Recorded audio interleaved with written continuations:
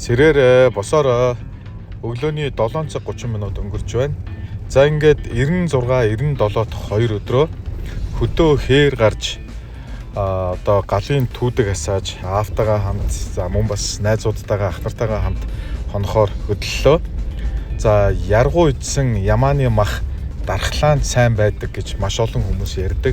Энэ ч хүрээнд хөдөө гарч хээр хононгоо манай бас анчтын хөдөөний хүмүүсийн ирчүүдийн бас ингээд нэг хавардаа одоо гөрөөсөнд явна гэж ярьдаг. За энэ удаа буу шийдэмгүйгээр зүгээр л гоё гөрөөс үзье. За мөн тэгээд хөдөө айлд очоод нэг ямаа гаргаж аваад ирэх гэсэн зорилготой хөдлөлөө.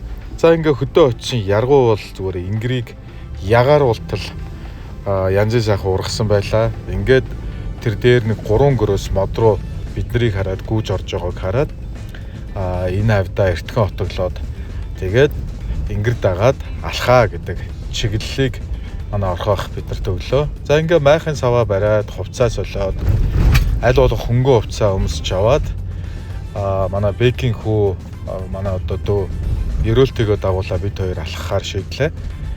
За ингээд ер нь өдөр нь бол нэлээд салхитай өдөр байлаа. За манай бэк энтер ардаа хоолундаа бэлдээд үлдээгээд үлдлээ. За орхоох энтертэйгээ бас нэг хангаатаа сэржим өргөчөөд за манай шагаа найз бол галтгоогоо аавтай хамт үлдээд сахихаар шийдлээ.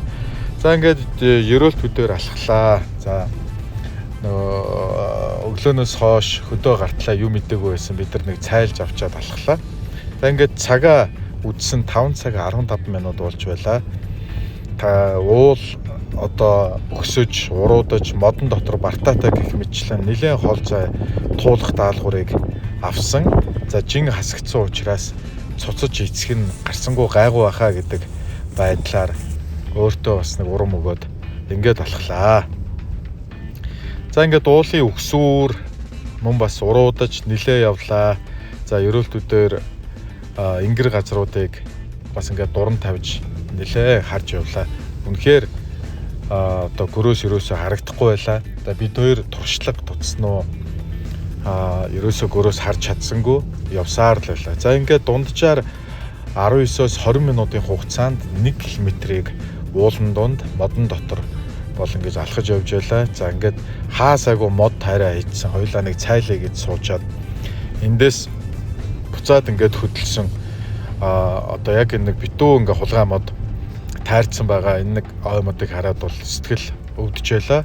За ингээд алхажээсээ харин 6 салаа ивэр бугын ивэр ингээд таарлаа. За үнэхээр одоо бугын ивэр олцоод маш их баярлаад нөгөө нэг эцэж жоох ингээ ядрангуй болж исэн хүмүүс чинь бугын иврээ аваад цаашаа явлаа.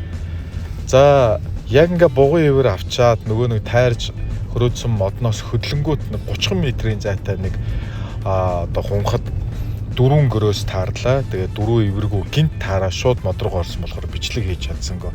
За ингээ хотог дээрээ нийтдээ 8.5 км газар ууланд модонд алхаж ирээд ингээд яриад өглөө.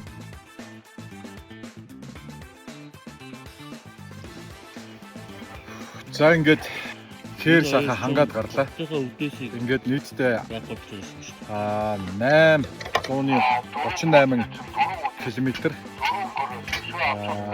үндсэндээ алхлаа. 3 цагийн хугацаанд алхсан байна. Өсөж уруудаад нэлээ огцсон газар алхлаа. Сайхан байна. Агаарт ингэж сайхан алхъя гэж бодсон. За гөрөөс гэдэг зүйлийг үзье гэсэн. Алхаж яваа сайхан үзлээ.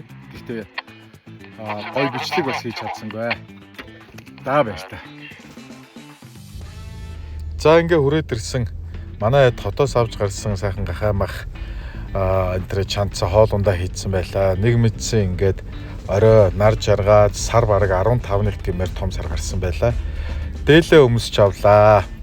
За дээлээ өмсч авсан янзын сайхан дулаахан болоод манай Эрдэнэ ах, Баатар ах энэ маань бүгд бас хүрээд ирлээ. Шагаа найз хоёлаа гар дээрээ сүнэ ихээр за дээлтэйгээ галын дэргэд сайхан гар дээрээ шагаатайгаа сунаалаа. За манай хүн бол өлгөөн 50 бол үргэлжлүүлээ сунахаар байна лээ. Галын чимээ сонсоод ингээ шөнийг өнгөрөх бол үнэхээр сайхан байсан. 9 км гарсан тийм. Дандаа уул өгсөж уруулаад сайхан амтлаа. Амьсгал багтаа өнгөрөхөр гоё байт юм. За тэгээд агаарт гарыг спортоор хичээллээ. Сайхан барай. За ингээ орой амрах боллоо. Шөнө бол хасах градустай нэлээд хүйтэн байлаа. Өглөө босоод ирлээ. 10 цаг өнгөрцөн бай.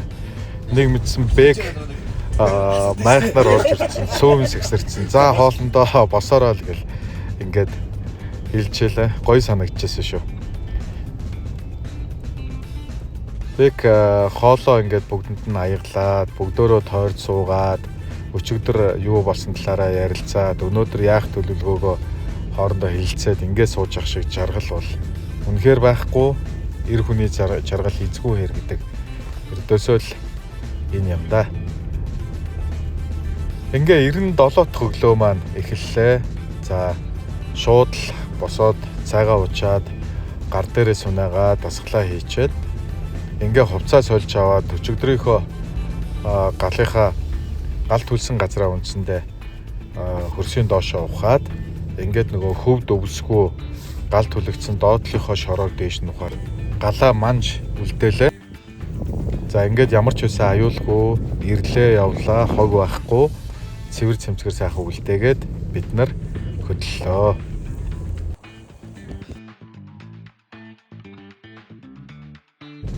За ингээд бид нар цаашаа хөдлөлөө. Ой модыг маш ихээр ингээд хөрөөдөөд бүр сүйтгэн хийцэн. Дүр зурагтай бас таарлаа. Хараад үнэхээр харамсчлаа. Ингээд цааталт нь ингэр газар байсан болохоор манай хэд буугаад дурандлаа. За бэг орхоо хоёр маань дуран тавилаа. Намайг алах гэсэн.